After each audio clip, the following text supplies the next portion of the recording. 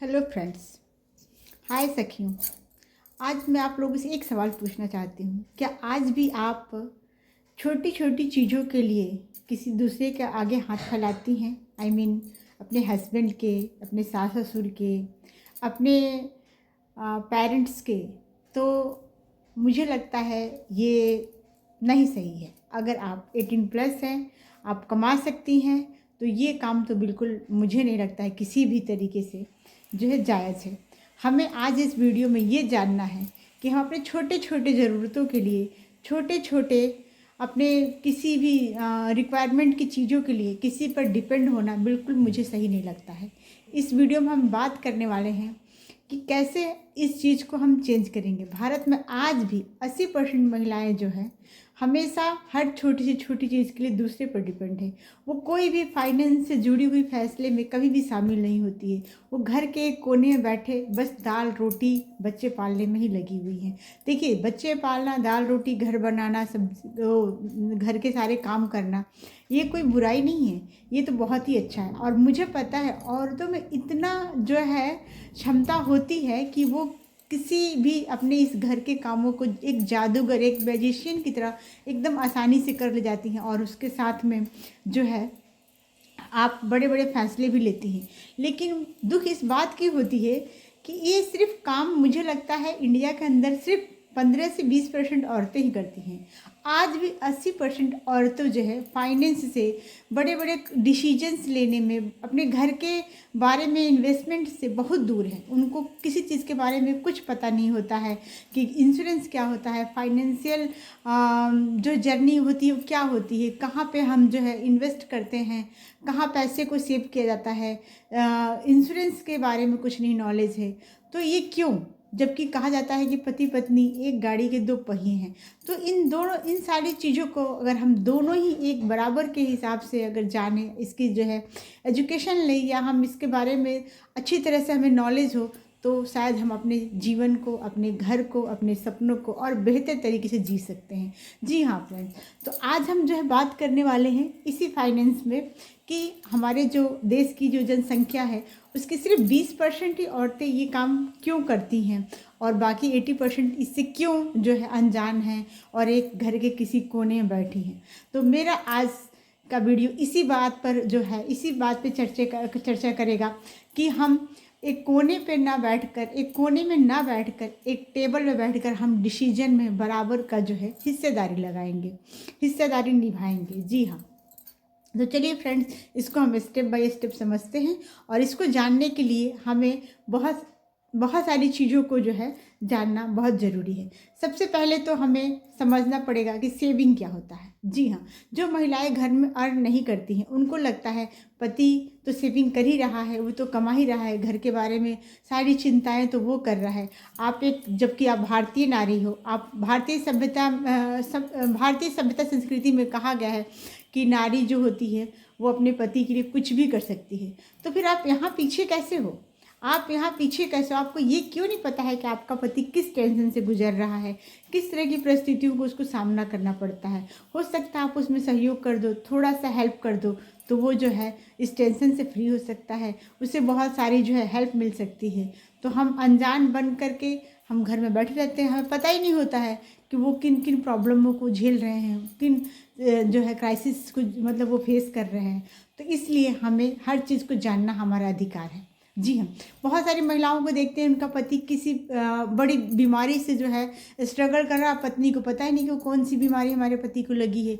वो तो सिर्फ देखती है कि दवाइयाँ खा रहा है, डॉक्टर के पास जा रहा है, बस वो चल रहा है, और फिर ऐसा आता है कि सब कुछ जो है तहस नहस हो जाता है।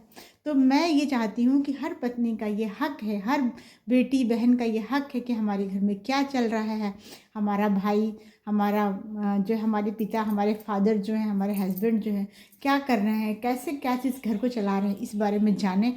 अगर हो सके तो हमें उनकी पूरी हेल्प करनी चाहिए। अगर वीडियो आपको अच्छी लगे तो लाइक सब्सक्राइब कर लीजिएगा और कमेंट में ज़रूर लिखिएगा कि क्या मैं ये बातें करती हूँ आपको दिल तक पहुँचता है। मैं ऐसी बहुत सारी जो है मेरे पास कहानियाँ हैं, लोगों के रियल जो है थॉट है, जो मैंने कभी मेरे से जिन लोगों ने शेयर किया है, वो एक एक थॉट करके मैं आपको बताती रहूँगी कि कैसे जो है एक छोटे से इन्वेस्टमेंट से एक बड़ा जो है कॉर्पस तैयार किया जा सकता है। तो फ्रेंड्स चलिए हम बात करते हैं। सबसे पहला है सेविंग। सेविंग तो आप जहाँ तक जानती होंगी, मैंने पहले भी पीछे भी कई वीडियो में बताया है कि सेविंग जो है हर किसी को करना एक हैबिट बना लेनी चाहिए। सेविंग हमें जो है पैसे औरतों के पास जैसे आता है, हमें घर खर्च ये सारी अपनी जो ज़रूरतों की चीज़ों के बाद भी हमें कम से कम 10 से 20% पैसे हम सेव कर ही लेते हैं। मुझे लगता है इस काम में 50% महिलाएं माहिर हैं जो घर में जो है पैसे सेव करती हैं और किसी को पता भी नहीं होता है। हाँ, लेकिन इस पैसे को जो सेव करने का जो तरीका है ना वो गलत है। उसे हम पैसे सिर्फ सेव करने से पैसे हम बढ़ा नहीं रहे हैं, पैसे को हम घटा रहे हैं। तो इस पैसे को हम कहाँ सेव करें और कहाँ पे ऐसा लगा जिससे कि पैसा सिर्फ घटे ना बल्कि ग्रो करे, बढ़े हमारा पैसा। सिर्फ हम आटा चावल के डब्बे में रखने से पैसा बढ़ता नहीं है। जी हाँ, अगर हम कहीं बेड के नीचे अलमारी में किसी लॉकर में रखते हैं तो हमारा पैसा वो बढ़ नहीं रहा है, वो हमारे महंगाई के साथ वो कम हो रहा है। तो हमें उसे बैंक में भी जो है रखते हैं तो वही 2-2.5-3% का इंटरेस्ट रेट मिलता है, तो उससे भी हमारा पैसा जो है कोई खास ग्रो नहीं कर रहा है। तो हमें पहले सीखना पड़ेगा कि हमें फाइनेंशियल नॉलेज लेनी पड़ेगी कि हम अपने पैसों को कहाँ डालें, कैसे इन्वेस्ट करें।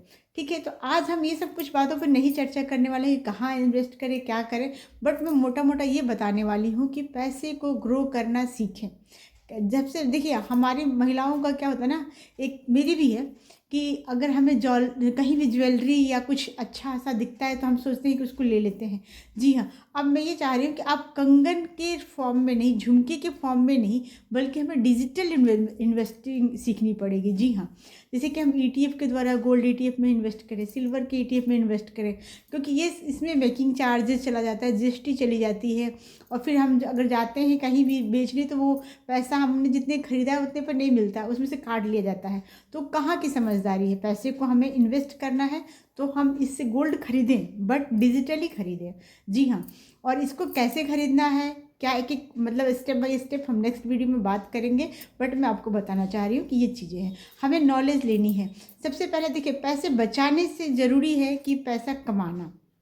जी हाँ, पैसा अगर आपके हस्बैंड कमा रहे हैं, आपके घर में कोई मेल है जो इनकम जो है उस इनकम का सोर्स वही है, वही इनकम करके ला रहा है, तो इससे अच्छा है कि हम अपने आप को खुद को स्किल्ड कर ले। घर में ही बैठे बैठे अपने घर के कामों के साथ साथ खुद को स्किलिंग करके भी हम कुछ अर्न कर ले। आजकल देखिए डिजिटल वर्ल्ड हो चुका है, डिजिटल दुनिया है, इसमें हर चीज़ें जो है सीखी जाती हैं, वो भी फ्री ऑफ कॉस्ट।